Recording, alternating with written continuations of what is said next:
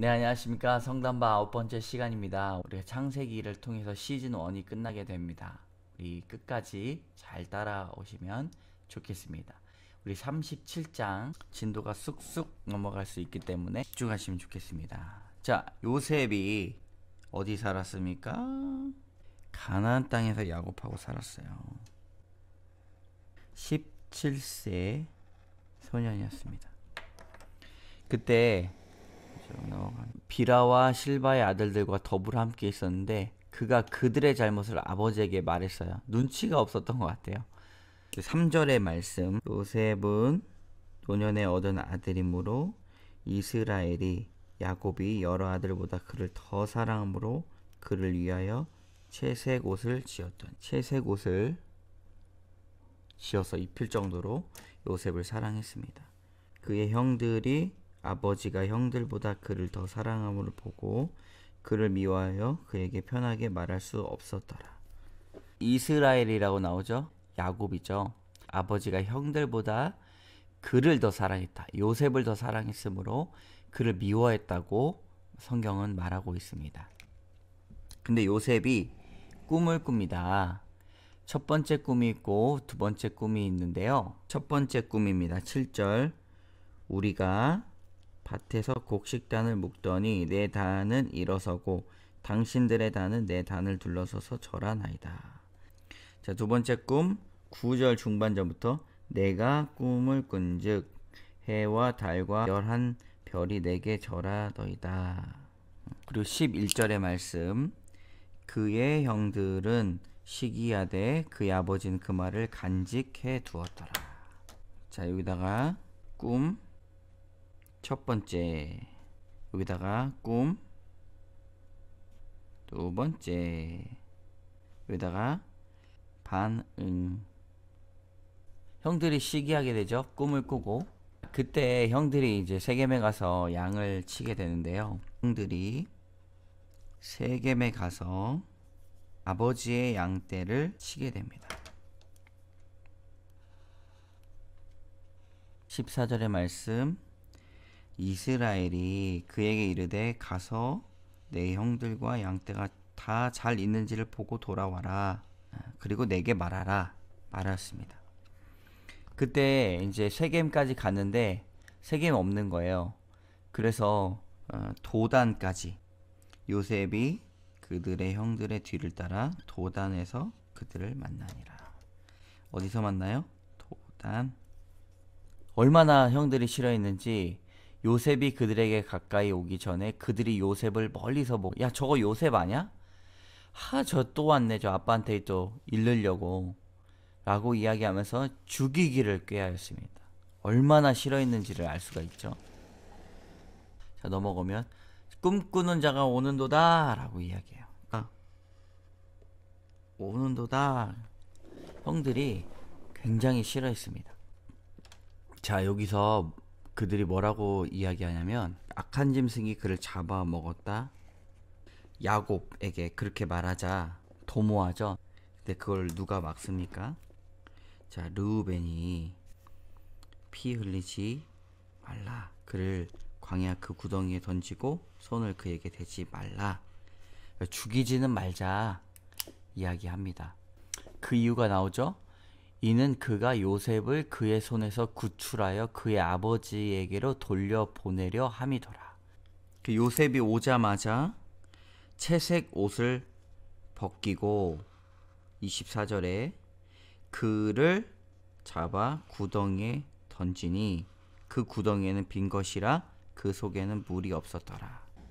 그때 이제 형들이 음식을 먹다가 눈을 들어보니 지나가는 사람이 있었던 거예요. 이스마엘 사람들이 지나갔어요.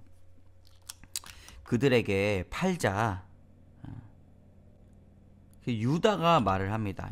야, 우리 동생을 죽이고 그의 피를 덮어둔들 무엇이 유익할까?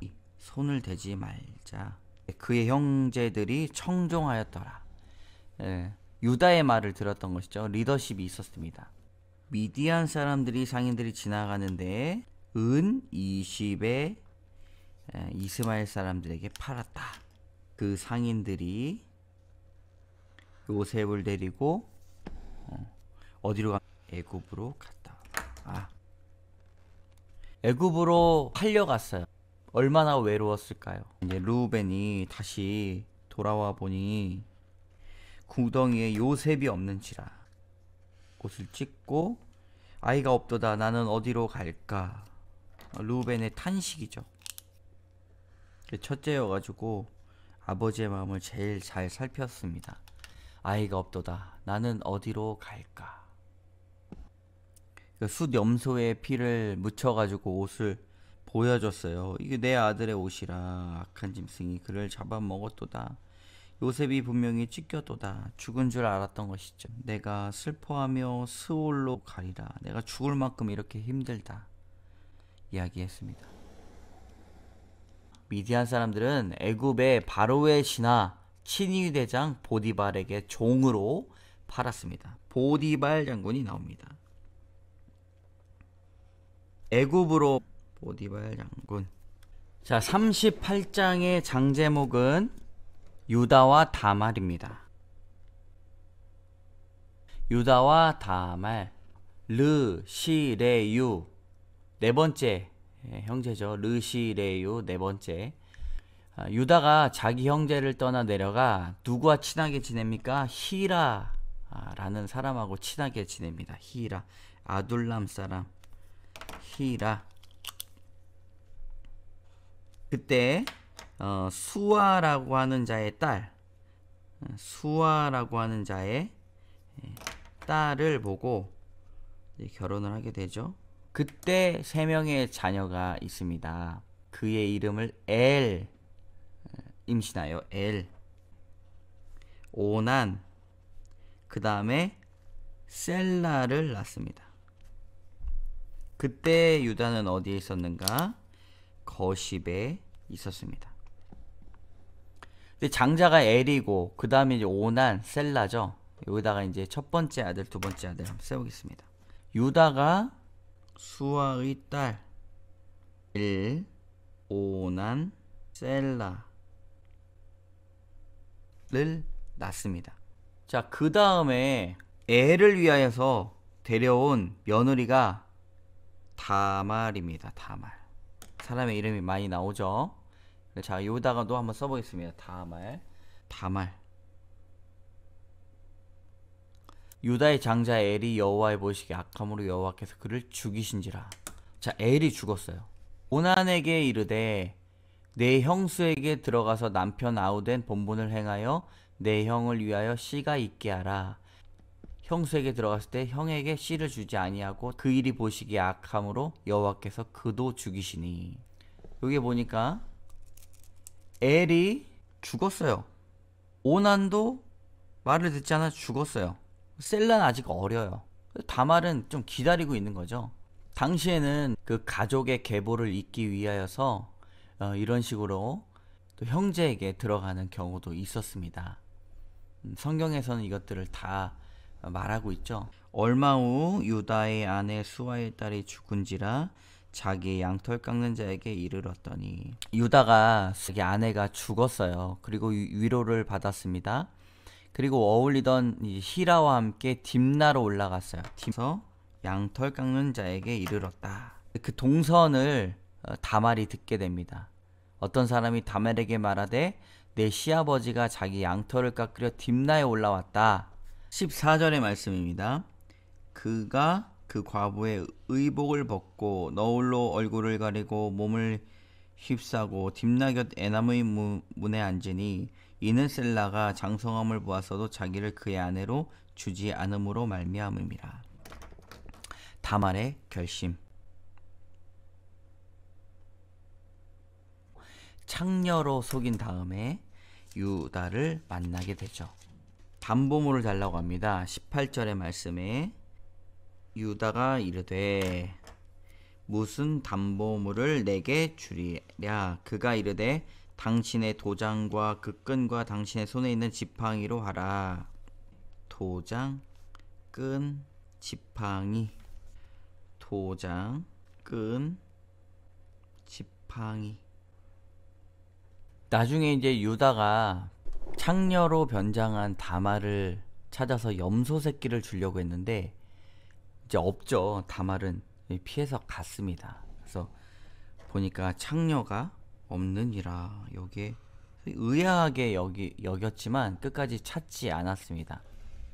석 달이 지난 다음에 다말이 임신했다는 소리가 들려옵니다.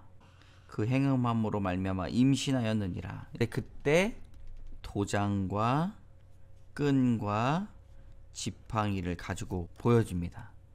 저는 행음한 것이 아닙니다. 대를 잇기 위하여서 그렇게 한 것입니다. 라고. 그때 26절에 유다가 그것들을 알아보고 이르되 그는 나보다 옳도다.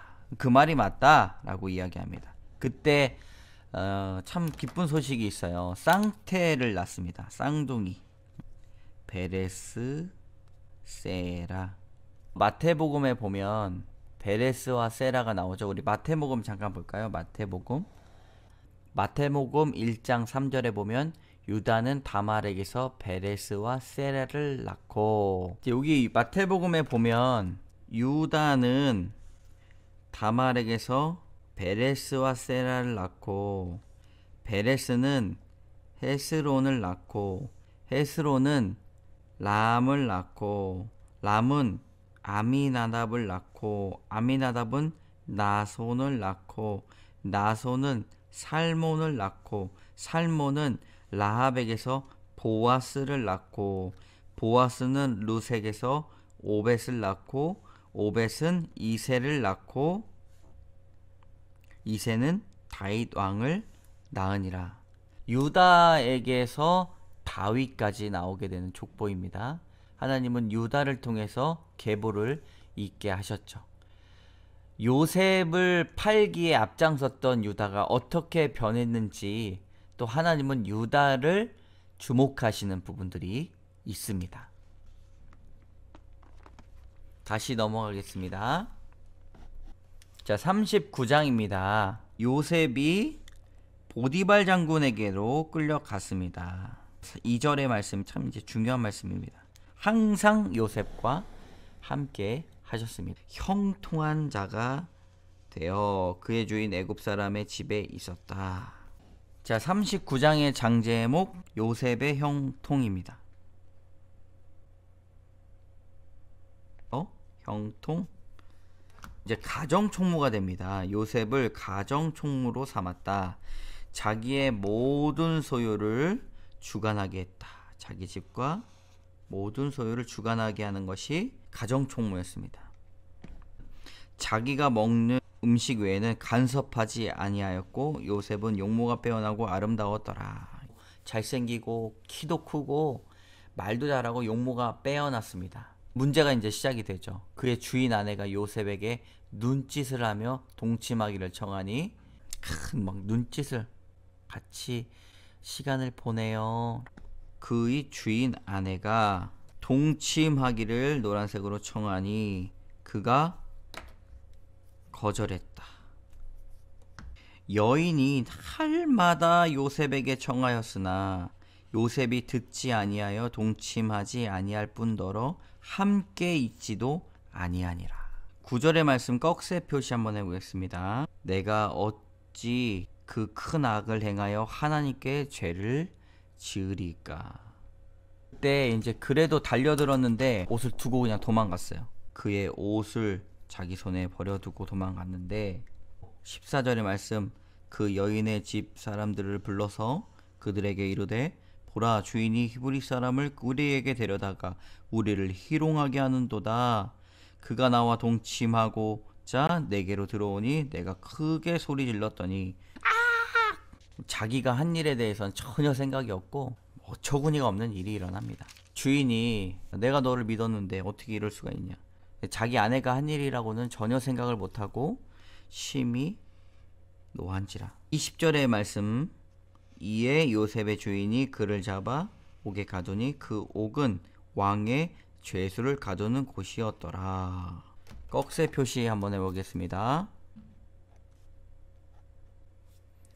재밌는 거는 옥중 죄수를 요셉에게 다 맡깁니다. 그래서 사물을 요셉이 처리해요. 제반 사물을 다 맡깁니다. 그러니까 가정 총무했죠. 재반 사무를 맡아서 했습니다. 그 행정력이 점점 늘어나게 되는 것이죠. 군수장은 그의 손에 맡긴 것을 무엇이든지 살펴보지 아니하였으니 이는 여호와께서 요셉과 함께 하심이라. 여호와께서 그를 범사에 형통하게 하셨더라. 형통. 40장의 장제목 관원장의 꿈입니다. 관원장. 술 맡은 관원장이 나오고 떡 굽는 자 했습니다. 5절의 말씀. 옥에 갇힌 애굽 왕의 술 맡은 관원장과 떡 굽는 자가 두 사람이 하룻밤에 꿈을 꾸니 각기 내용이 다르더라. 두 사람이 각각 꿈을 꿨습니다. 9절에 보면 술 맡은 관원장의 꿈이 나옵니다. 술 맡은 관원장이 나오고요. 그 다음에 16절로 가면 떡 굽는 관원장이 나옵니다. 자, 먼저 여기 술 맡은 관원장의 꿈을 보겠습니다. 꿈을 보니 포도나무가 있는데 그 나무에 세 가지가 있고 싹이 나서 꽃이 피고 포도송이가 익었다. 그 즙을 따서 바로의 손에 들였더니, 그 해석을 이제 요셉이 합니다. 그 해석이 이러하니 세 가지는 사흘이라. 사흘이라. 지금부터 사흘 안에 바로가 당신의 머리를 들고 당신의 전직을 회복시킨다. 그리고 떡 맡은 관원장의 꿈을 볼까요? 자, 떡 굽는 관원장이 그 해석이 좋은 것을 보고 나도 꿈을 꿨으니까 한번 말해달라. 흰 떡 세 광주리가 내 머리에 있고 내 맨 위 광주리에 바로를 위하여 만든 각종 구운 음식이 있는데 새들이 내 머리에 광주에 그것을 먹더라. 자, 이렇게 이야기합니다. 그것도 사흘 안에 있는 것인데, 자, 당신을 나무에 단다. 죽을 것이다 라고 이야기하는 것이죠. 야, 근데 제3일은 바로의 생일날입니다. 바로의 생일입니다.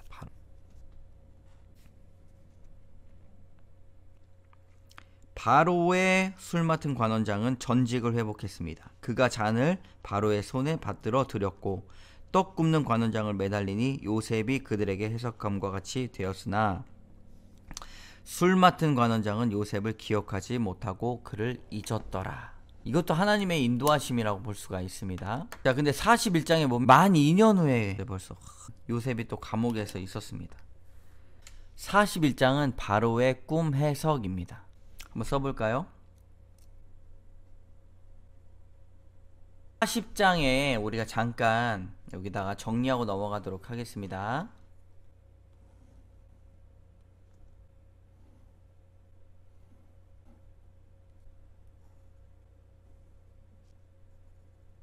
여기다가는요, 술 맡은 관원장, 떡 맡은 두 신하들이죠. 술과 떡을 맡았다는 것은 이 먹을 것을 다 맡았다. 독살의 위험이 있음에도 불구하고 아주 신뢰가 깊었던 관원장들이라고 볼 수가 있습니다. 고위직 공무원이죠.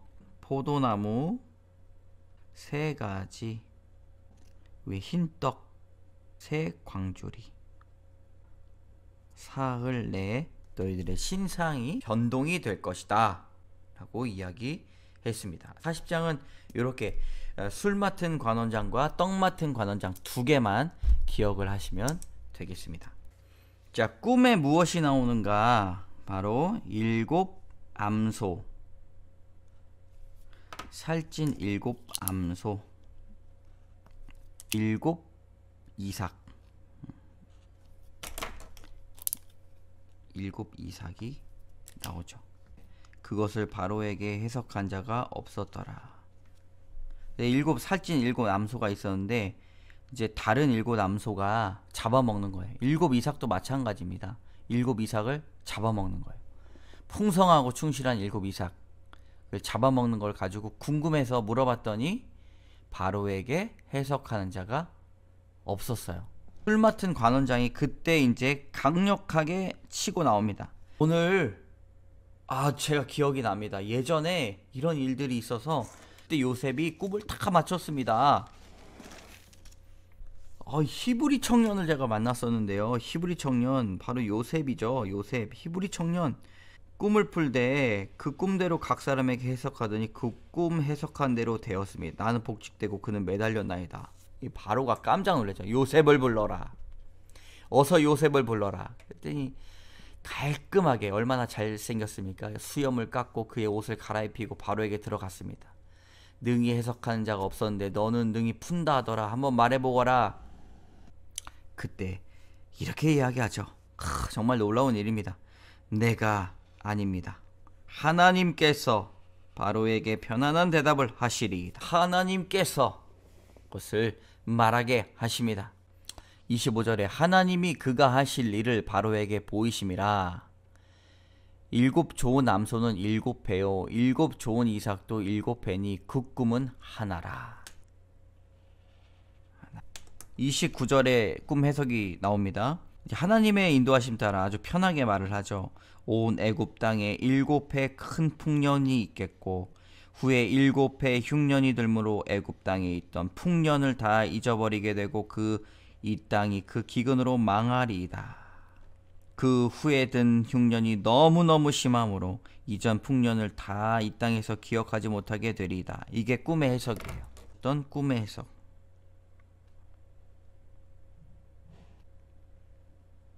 바로가 맞겠죠. 바로의 꿈 해석이죠. 놀라운 것을 또 이야기합니다. 꿈을 2번 꾼 이유가 뭡니까? 하나님께서 이 일을 하시기로 정하였다라는 뜻입니다. 해결 방법을 말합니다. 흉년을 이기는 방법.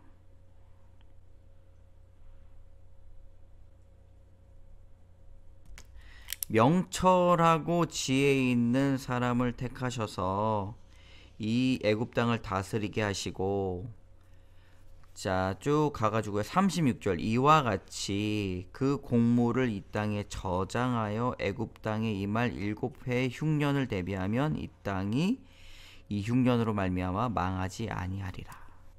바로와 그 신하가 감동하게 됩니다. 바로와 그 모든 신하가 이 일을 좋게 여긴지라.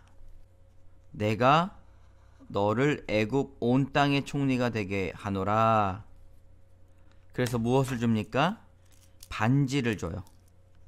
자기 인장에 반지 손에 끼우고 세마포 옷을 입히고 금사슬을 목에 걸고 자기 앞에 버금 수레를 태우매. 완전히 이름을 드높이는 것이죠. 전국을 총리로 다스리게 합니다. 형제들에게 왕따를 당하고 또 누명을 써서 감옥에 갇히고 또 그곳에서 언제 끝나야 될지 전혀 알지 못하던 그때에 하나님의 방법으로 요셉을 애굽의 총리로 세우시는 놀라운 역사가 일어나게 됩니다.